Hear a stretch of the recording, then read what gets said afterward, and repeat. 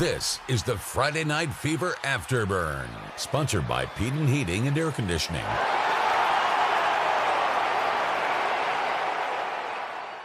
Welcome to Friday Night Fever Afterburn week. What is this, 14 now? 13? 14? 13.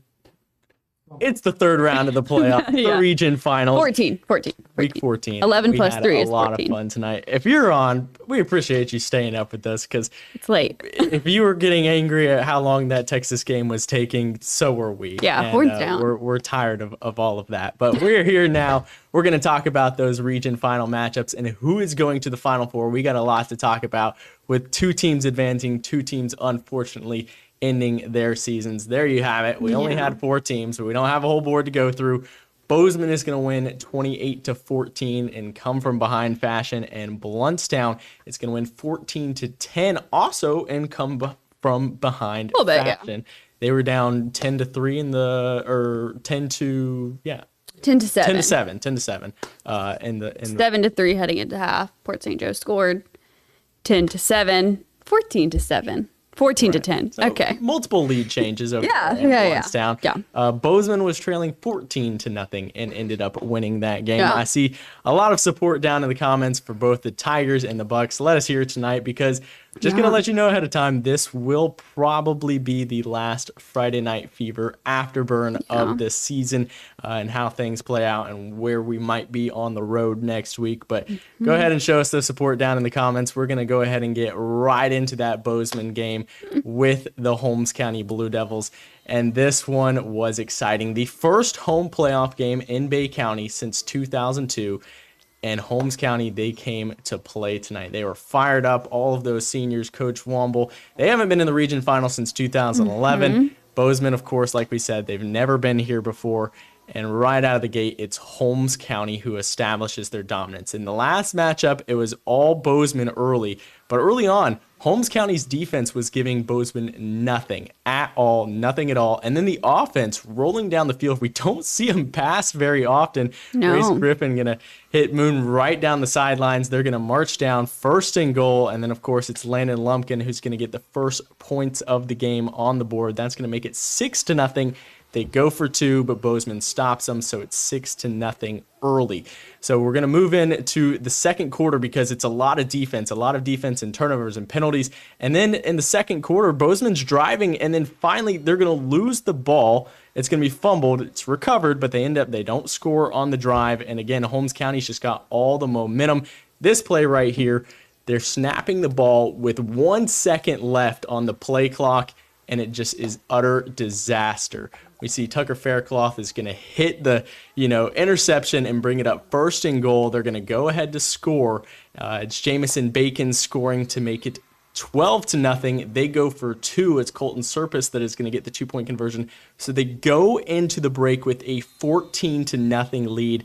And the Holmes County sideline, they've got all the momentum, and it's just utter disaster on all ends. Bozeman's defense, they come to play in the second half. They were getting things going towards the end of the second half, not really given much room to work with by getting that first and goal. But then the offense comes alive. The offensive line was giving Peyton Gay no time in the first half. They figured some things out, and then they just started marching the ball. I never stayed till the end of the third quarter, but tonight I had to, and would like to have stayed to the end of the ball game. But they end up marching down right before the end of the third quarter. Gabe Reyna first and goal, and then Gay's going to hit Colton McClellan for the touchdown, and that's going to make it 14-7. Bozeman will go on to score 28 unanswered points in the second half. I saw a long deep bomb from Peyton Gay to John Boy. There's multiple big plays where Peyton Gay just kind of took over. Bozeman is going to win this one at 28-14. 28 unanswered points for those Bucks, and it was an absolute fun night up in the Sand Hills. Gonna go ahead and check in on the comments, and then I'm gonna get all of your comments here, because again, I want to see all of this Bozeman support. There's a lot of people in here giving their support for the Bozeman Bucks. It was standing room only all around the stadium, and man, they had a lot of fun tonight. Like I said, a lot of Bozeman support down there in the comments. They all pretty much say go Bucks, so that's kind of the consensus down there. But what do you think of Bozeman tonight? 28 unanswered. What do you see from this one? I mean, what a come from behind performance that the Bucks were able to pull off. Obviously, we know Holmes County was coming into this game. They wanted some revenge from last time around. They wanted to come into here, Coach Griffin said the same thing. He knew that was what was going to happen. They started out that way, and, they moved things around. You talked about Race Griffin a little bit, throwing the ball, moving him into the quarterback position. That was the goal for this team, is to have a little bit more mobility. So that's what they wanted, and they started to find that. But I think it was a reality check for Bozeman. Hey, look at the history we've made so far this season, and it's all about to come to an end.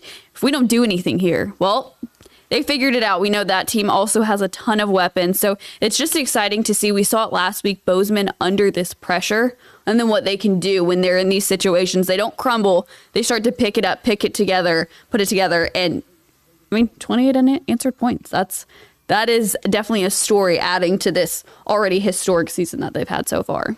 Right, and you hate to see it for Holmes County. Again, it's heartbreaking. A very special group over there. They haven't done this in over a decade, going this far into the playoffs.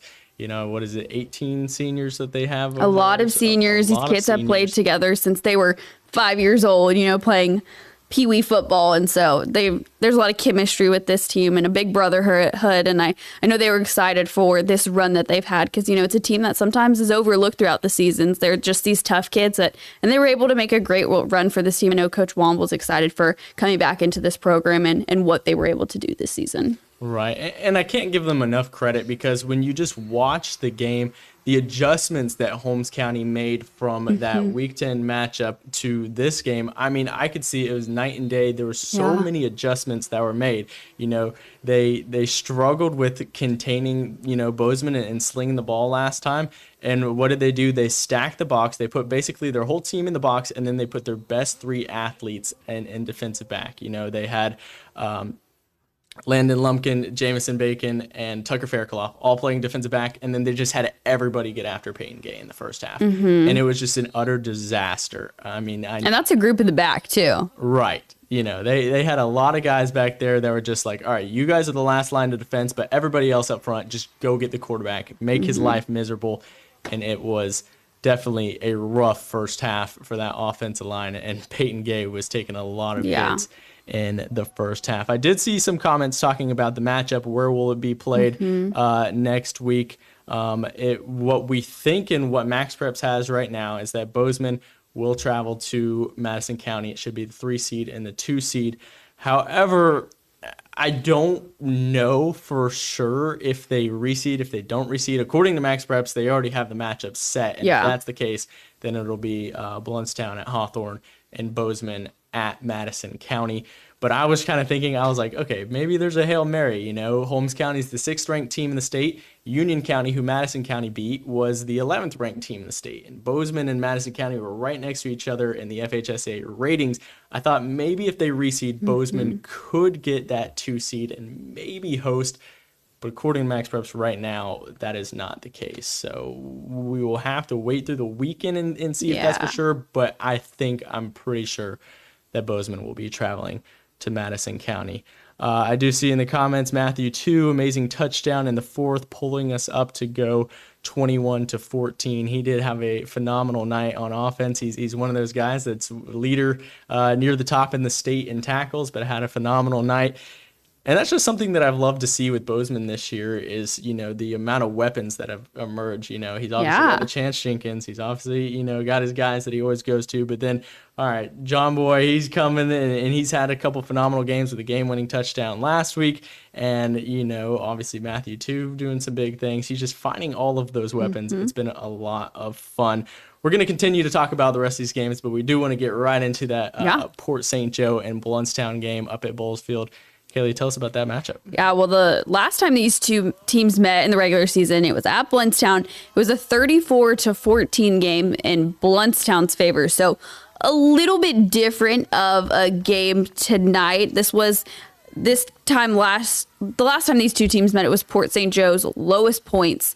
Well, this is even lower. So this is, again, this defense, just this Bluntstown defense putting on the pressure. You see Ashton Mosley right there tipping the ball. So in the first half, it was a lot of back and forth, turnover on downs, punts. The defensive game was really strong tonight.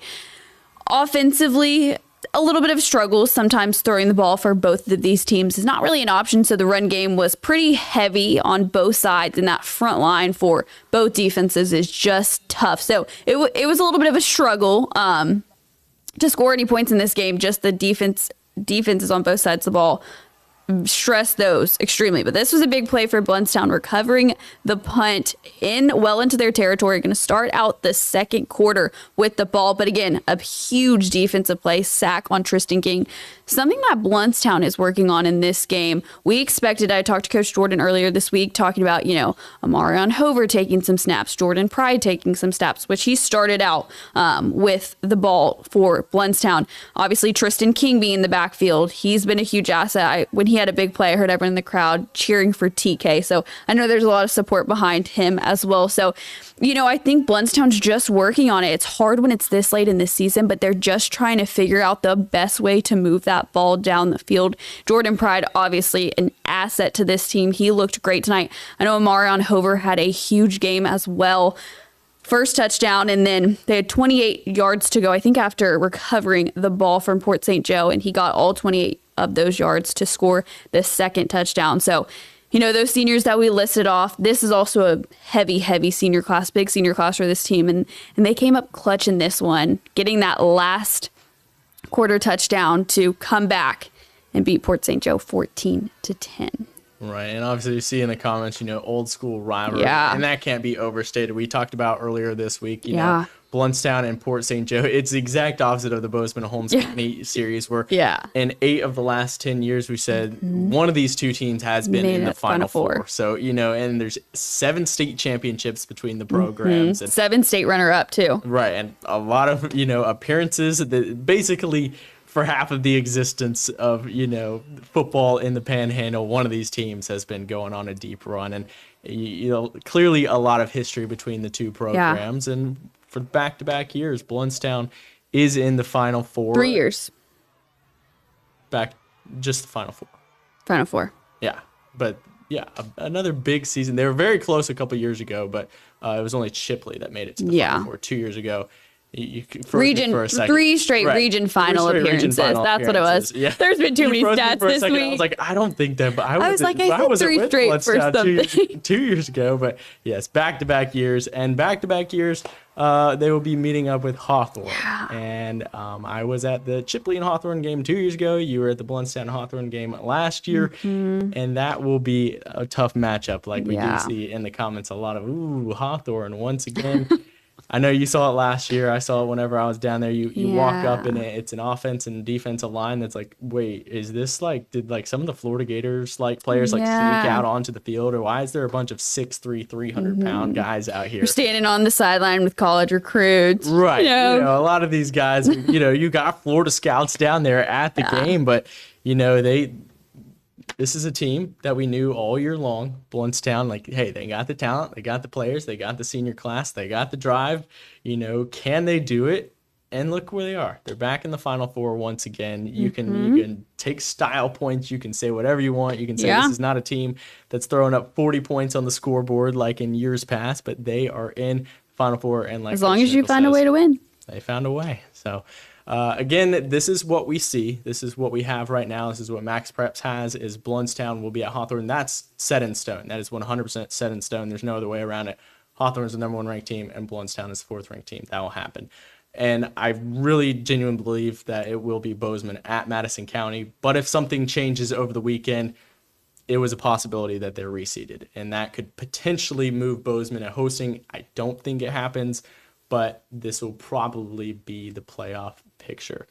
Like we mentioned, with us probably being at these games and probably being on the road next week, there will not be a Friday Night Fever afterburn. So this is going to be the last one of the season. We will potentially, if teams, continue to advance, maybe have a Friday Night Fever afterburn kind of recap, it's kind of a season recap, maybe bring some players or coaches in for that. And that will not be this upcoming Friday night, but maybe further along over the weekend or later into next week. We'll see. we'll see how it happens. I'm just kind of spitballing things right now. But yes, we have some interesting matchups next week. Bozeman in the Final Four for the first time in school history. Yeah. That is the first time that a team has gone to the Final Four since 2001 Rutherford, again in the Coach Harden days. And Coach Griffin at Bozeman did make sure that I remembered that he was on the coaching staff of the 2001 and 2002 Rutherford team. Of course, a Rutherford alum down there. So certainly some history, and we are proud of both these Blountstown and Bozeman teams. We also appreciate all the support that you guys have given to us all year long. I know we couldn't do this without you guys, and we love when you guys are at the game and telling us, "Hey, Friday Night Fever Afterburn has been a lot of fun. It's been a ton of fun." And just so you know, not to toot horns a little bit, but we are going to toot our horns a little bit. This is the #1 rated digital show in the state the past 2 years, and a lot of that is because of our producer, Spencer. You never see his face, you never see him, but he has been phenomenal. We could not do this without him. 100% would not be here without Spencer. Any other comments before we go for the season? It's crazy. Time has flown, but it's been a fun season. Exciting to just sit here, break it down, look at all these highlights, see all these amazing plays. So it's been a lot of fun, and maybe if these teams carry us far enough, we can throw out another special show. We'll see what we can do, but it won't be next week. That is for sure. We will have the coverage of those games, so be sure to be watching WMBB. It'll be a lot of fun. Go ahead and check the highlights of those games. If you missed them, they'll be on mypanhandle.com. They should already be up and posted right now. And we got Bozeman and Blountstown in the Final Four. We might not have had that on our bingo boards at the beginning of the year, but here we go. Yeah. The two, one from Bay County and one from Calhoun County. It's going to be a lot of fun. Anything else, Kaleigh? No? Yeah, that's going to do it for us. Thank you once again. Y'all have a great night, and we'll see you in the Final Four.